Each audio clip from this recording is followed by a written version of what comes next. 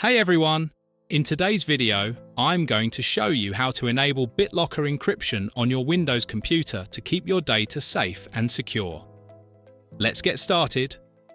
First, press the Windows key and type BitLocker into the search bar. Click on Manage BitLocker from the search results, and this will open the BitLocker drive encryption settings. Next, find the drive you want to encrypt. This is usually your C drive where Windows is installed. Click on Turn on BitLocker right next to the drive name. Now, you'll need to back up your recovery key. This key is important in case you forget your password or if something goes wrong.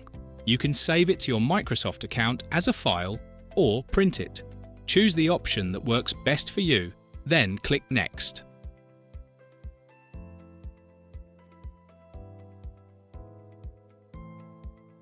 After that, you'll be asked what you want to encrypt.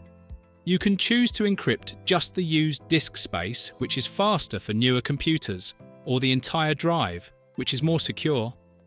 I recommend selecting entire drive, especially if you've been using the drive for a while. Once selected, click Next. Now, choose the encryption mode. New encryption mode is better for internal drives, and compatible mode is best if you're using external or removable drives. Make your selection, then click Next.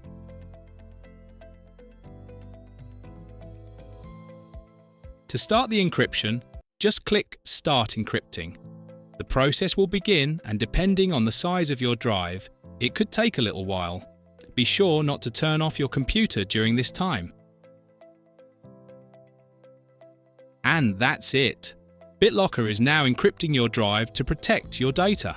Once it's done, your files will be secure, and you'll need the password or USB key to access them. If you found this video helpful, don't forget to like, subscribe, and hit the bell icon for more tech tips. Thanks for watching, and I'll see you in the next video.